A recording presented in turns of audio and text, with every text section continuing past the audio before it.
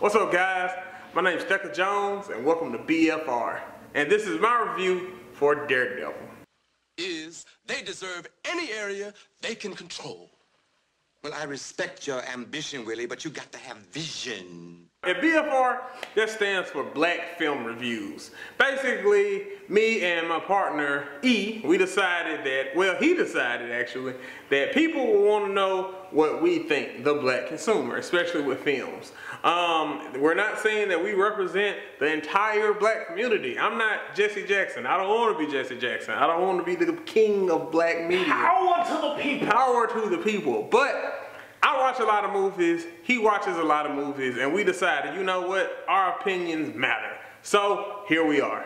Daredevil is a 2015 Netflix exclusive. It stars Charlie Cox as the Man Without Fear, Daredevil, and it also co-stars Vincent D'Onofrio as the Kingpin.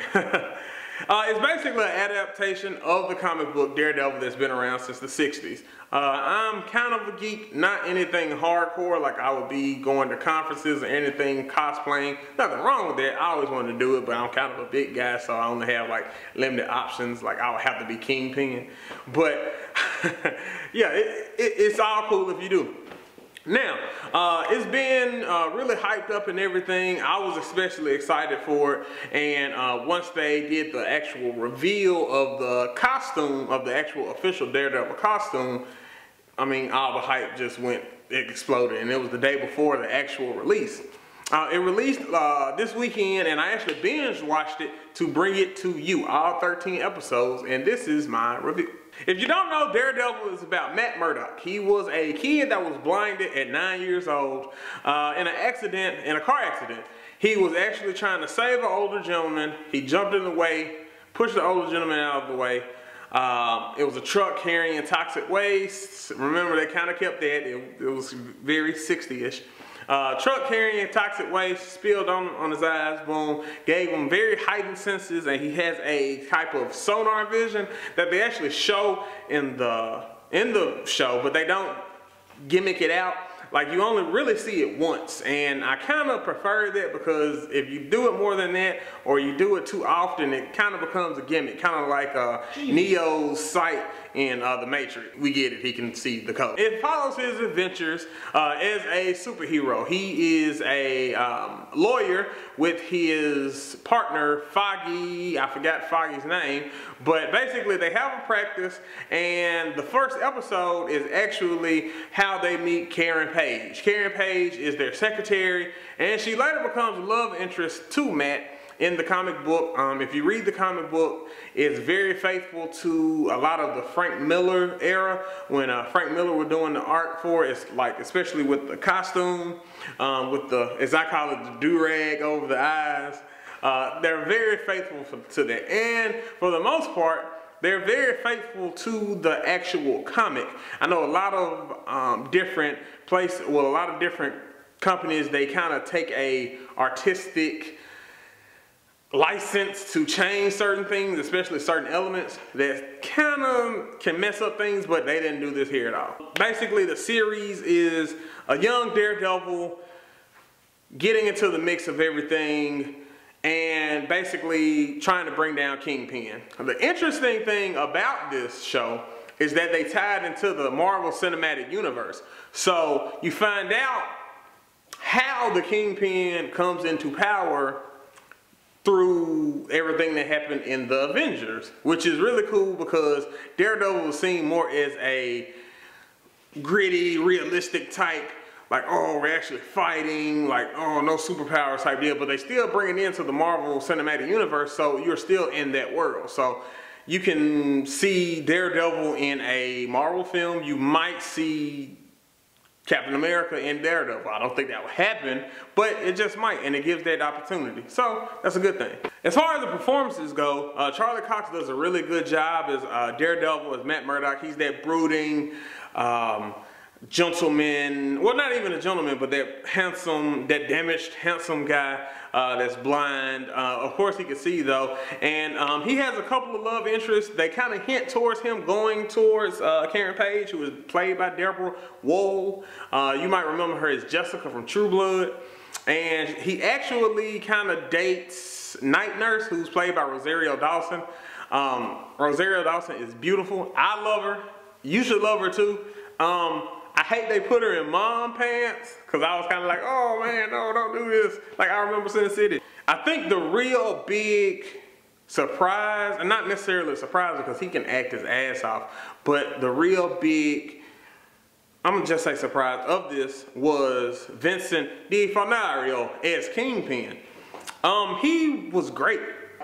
I really thought he was Wilson Fisk, and I know a lot of people on a lot of message boards were like, hey, he's not big enough, but I mean, it's a comic. Like in the comic, I think Kingpin is like 6'7", 6'8", 460 pounds. Like who are you going to find to act that way? I mean, Vincent, he's about 6'3", and he's gained weight for the part, so there's nothing bad with that. There's nothing wrong with it. And he can act. He acted his ass off. Every time you saw him on screen, he demanded your attention, and he got it.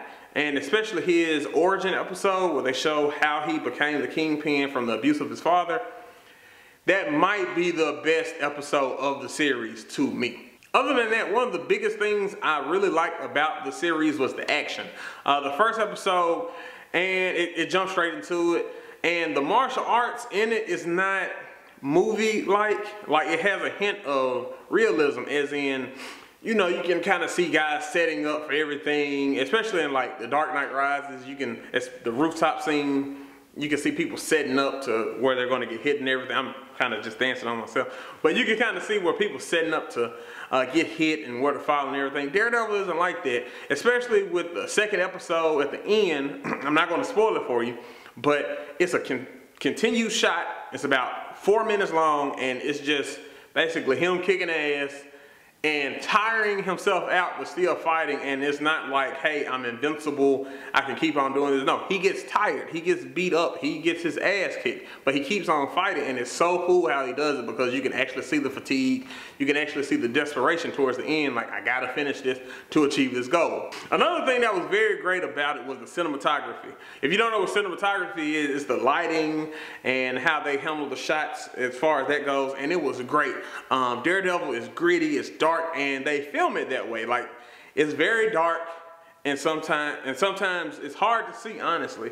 I don't know if my TV is not calibrated right. I think it is, but it's kind of hard to see sometimes, but it kind of fits it because you have a lot of shadows covering the face, that kind of thing, and it gives it a noir type feel at times. And that's cool because Daredevil is a mature type show. I didn't expect it to be as mature as it was, because it was sometimes in some episodes where it was just very graphic. This is by far the most graphic thing Marvel has produced. If this was a movie, it would be rated R. I mean, you have broken bones, you have headshots, crazy suicides, all that kind of stuff. Like, it's just incredible. Overall, it's a great series. I think you should binge watch it. I binge watched it for the purpose of this review, so we can get it out to you as fast as possible, so we can get so many views. But I still enjoy it, and I still go back and watch the episodes from time to time. I was watching it today. If I had to give it a rating out of 10, I'm going to give it 10. I usually don't do this, but it's just great. It is faithful to the comics. It has all kind of Easter eggs through it, and it's just a visual masterpiece. I mean, you have the action that's perfect, you have the storyline that's perfect, you have the cinematography that really beats everything home. Like, nothing is over the top, because it's, at the end of the day, it's about a superhero. But he's a vulnerable superhero. He gets beat up, he gets tired, and you don't see that kind of, oh, I'm beat up, let me wrap my ribs and I'm fine in 2 days. No, like, he almost dies a couple of times. And with them bringing that hint of reality and still keeping it in the Marvel Cinematic Universe, I think it's the perfect blend. I'm recommending Daredevil, 10 out of 10. You should watch it.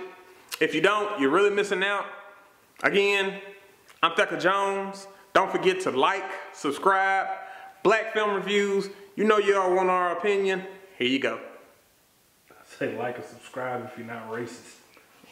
Like or subscribe if you're not racist, guy.